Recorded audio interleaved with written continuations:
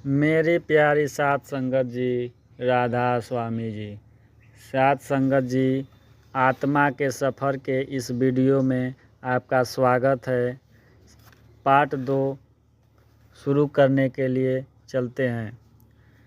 तो सुनिए, परमात्मा ने अपना नाटक इस ढंग से रचा है कि यह एकदम सच्चा लगता है। इसलिए उसकी आत्माएं यह बिल्कुल भूल जाती हैं कि वे केवल अभिनय कर रही हैं। कभी कभी जीवन में जो घट चुका है या घटने वाला है उसके बारे में उन्हें चिंता होती है, पर जो होता है उसके बारे में परमात्मा चिंता नहीं करता, क्योंकि वह निर्देशक है और जानता है कि जीवन केवल एक नाटक है।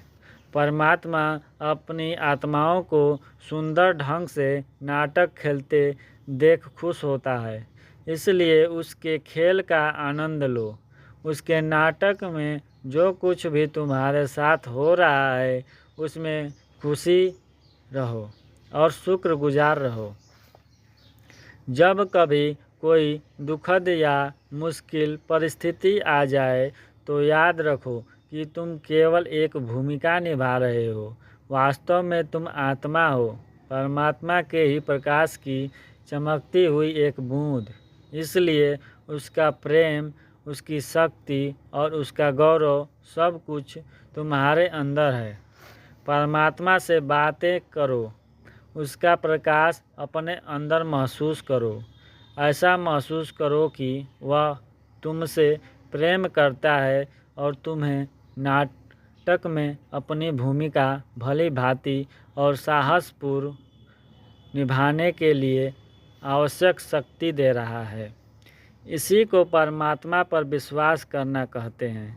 यदि तुम उसे सदा याद रखोगे और उस पर विश्वास करोगे तो अपने आप में खुश रहोगे, चाहे जीवन के नाटक में कुछ भी होता रहे।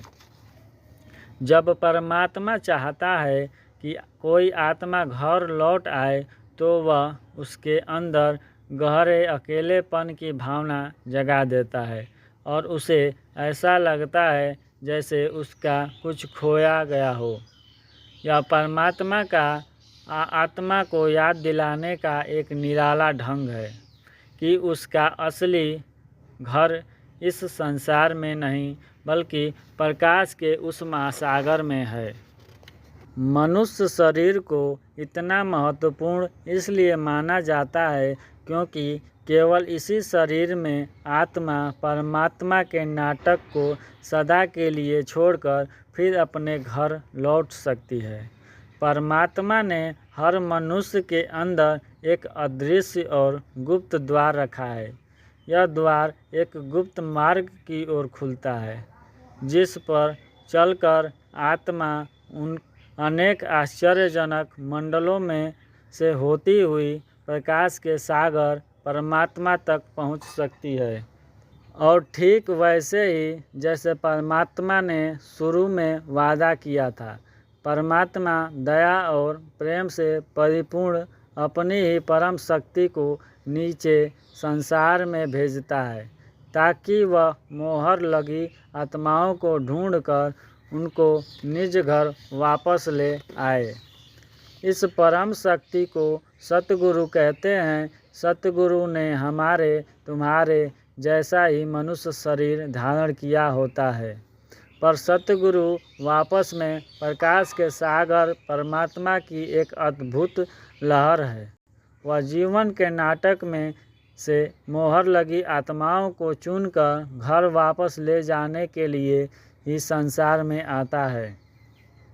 ये आत्माएं सतगुरु की ओर से तरह खींची चली आती हैं जैसे मधुमक्खियां शहद की ओर।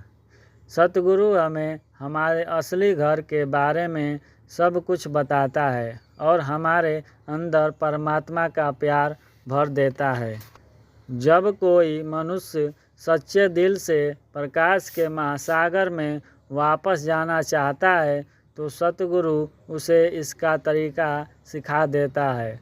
वह उस आत्मा को अपनी आत्मा का स्पर्श प्रदान करता है जिससे दोनों प्रेम के अटूट बंधन में बंध जाते हैं।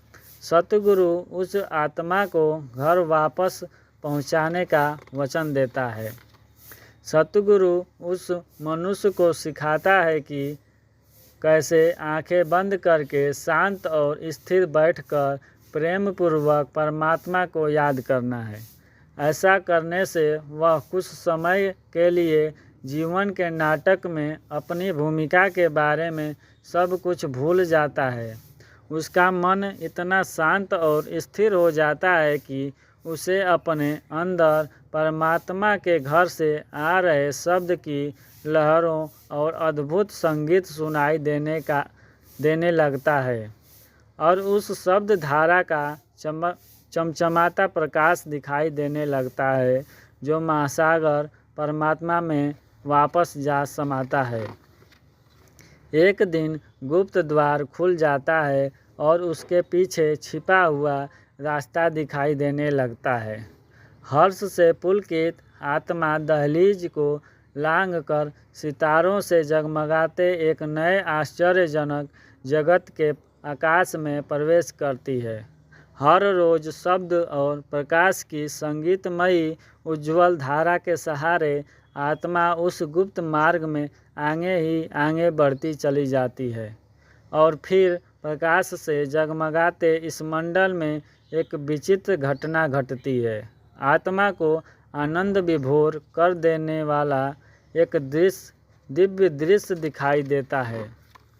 सतगुरु का जगमगाता नूरी स्वरूप केवल शब्द और प्रकाश की धारा से बना स्वरूप खुशी से नाचती हुई आत्मा उसमें समाकर सतगुरु के प्रेम के प्रबल प्रवाह में बहती हुई अपने घर की ओर खींची चली जाती है।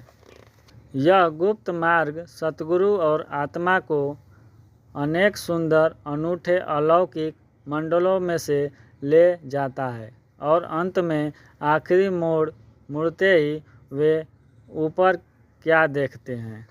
दूर, बहुत दूर, बहुत दूर उनका स्वागत कर रही निज घर के प्रकाश की उज्जवल किरणें। परमात्मा से मिलने के लिए आतुर प्रेम में डूबी आत्मा तेजी से आगे बढ़ती जाती हैं जब तक कि वह परमात्मा के द्वार पर नहीं पहुंच जाती और फिर अचानक बिजली की कौंध के समान द्वार खुलता है। सतगुरु आत्मा को उस नन्ही बूंद को फिर से प्रकाश के महासागर में लीन कर देता है जहाँ परम पिता में समाई आत्मा सुख शांति और आनंद में हमेशा हमेशा के लिए रहने लगती है। राधा स्वामी जी।